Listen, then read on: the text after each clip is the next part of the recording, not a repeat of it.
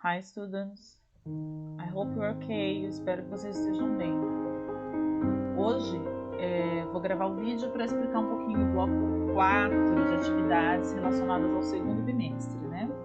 Nesse bloco 4, nós vamos unir um pouquinho daquilo que você já conhece, daquilo que foi trabalhado nos blocos anteriores, né? E também um pouquinho das habilidades de leitura. É importante você colocar em mente que a compreensão do texto em inglês, ela não depende tanto assim de você saber traduzir o texto ou não, mas ela depende da sua capacidade de interagir com esse texto, de você levantar hipóteses em relação a ele, de você fazer links entre imagens e palavras, né, e identificar essas palavras, as ideias que elas possam sinalizar para você. Então, a leitura não é um ato passivo. A leitura é um ato que exige de você interação com o texto.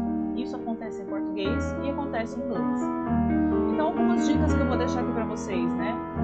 Considere o que você consegue deduzir através das ilustrações, dos desenhos, de gráficos, de títulos, de imagens, de números.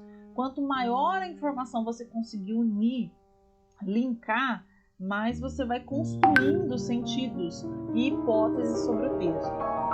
Uma outra dica, pense se você já leu um texto desse mesmo gênero, ou seja, desse mesmo tipo, né, anteriormente. Por exemplo, se você já leu um gibi, uma quadrinha, uma receita. Então, isso vai te ajudar, né, quando você reconhece a estrutura do texto, o formato do texto, a configuração dele. Também, ao fazer algumas questões relacionadas a texto, leia as perguntas e observe se elas podem ser respondidas de forma a procurar essas respostas no texto de forma objetiva, né? De repente, a própria pergunta relacionada ao texto vai te dirigir, vai te direcionar a resposta lá dentro do texto. É interessante você observar isso. Nas perguntas que exigem compreensão total do texto, leia a parte relevante, ou seja, a parte que você considerou mais importante. Eu gosto muito de grifar textos, né? Eu sempre faço um grifo ou marca-texto naquilo que eu achei que é mais importante, nomes de personagens, o assunto geral do texto, então isso é importante. E aí você vai tirando as suas conclusões a respeito dessas alternativas, a respeito das possibilidades que a pergunta sobre o texto está trazendo.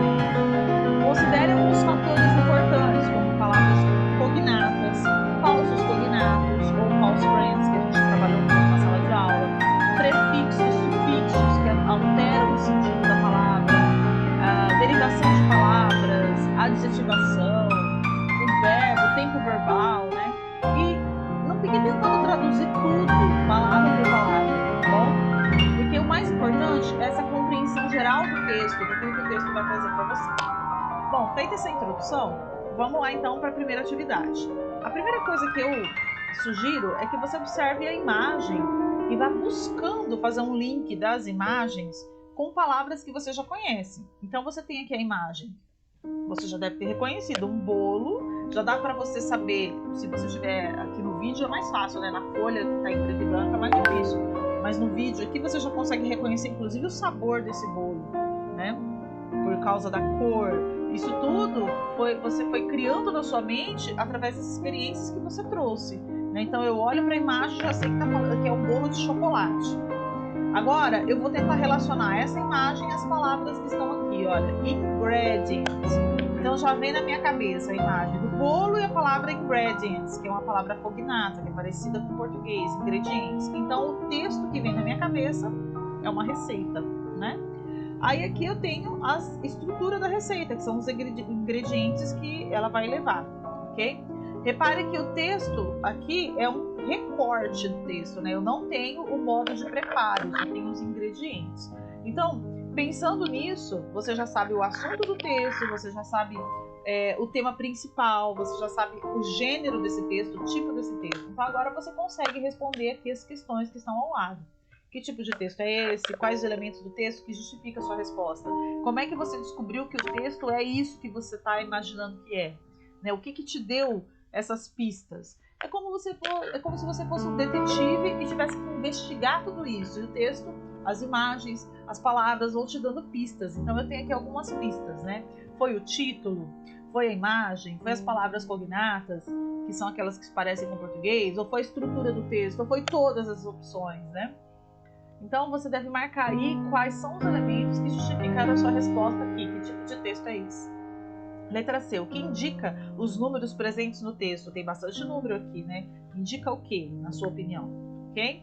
Não é para responder em inglês, é para responder em português, tá bom?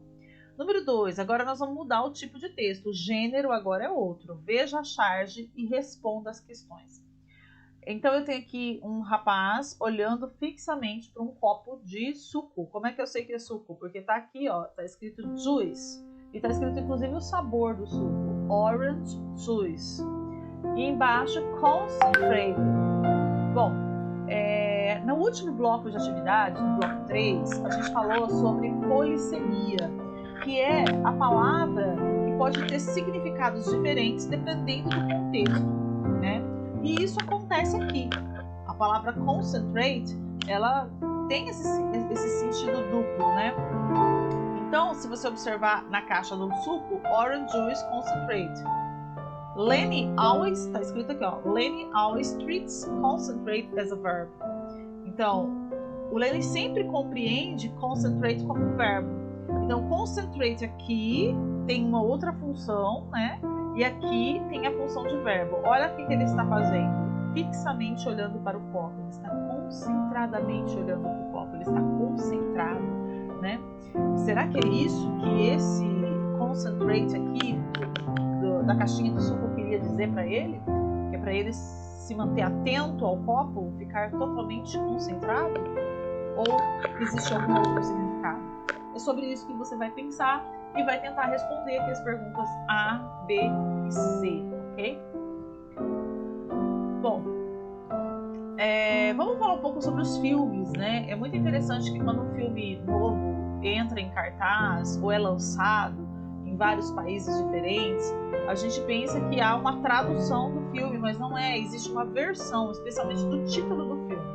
Então é muito comum que nomes de filmes ou séries em português não corresponderem a uma versão literal do título original em inglês. Por quê? Porque eles vão considerar, na criação desse título para uma outra linguagem, a cultura desse público que vai receber, né? Um exemplo disso é o filme Ferdinand, que no Brasil foi traduzido como Touro Ferdinando, né? E em Portugal, ele já recebeu outro nome, ele recebeu o nome só de Ferdinando. Nos países de língua espanhola, hispânicos, eles receberam um outro nome, um pouco mais longo. Olé é o Viagem de Ferdinand.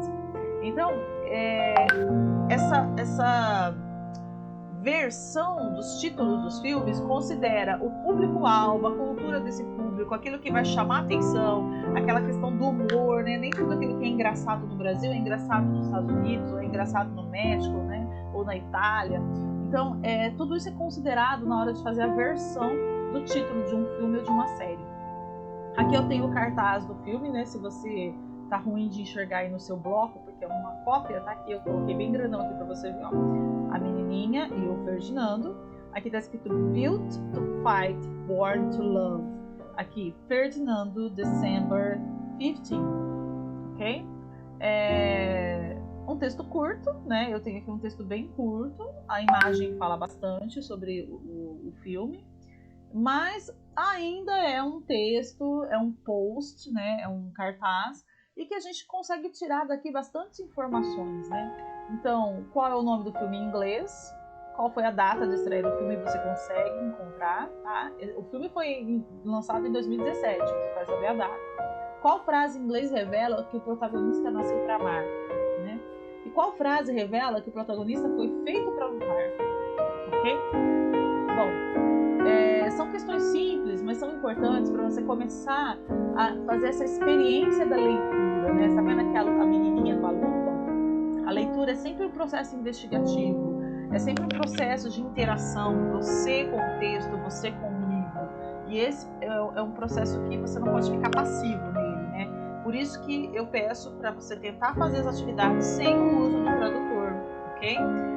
você vai ver que você vai conseguir responder bastante coisa, você vai ver que você vai conseguir interagir com os textos que estão propostos aqui, que são de gêneros diferentes, mas que você já tem a capacidade de compreendê-los e de buscar informações neles, seja uma informação geral ou uma informação específica, tá bom?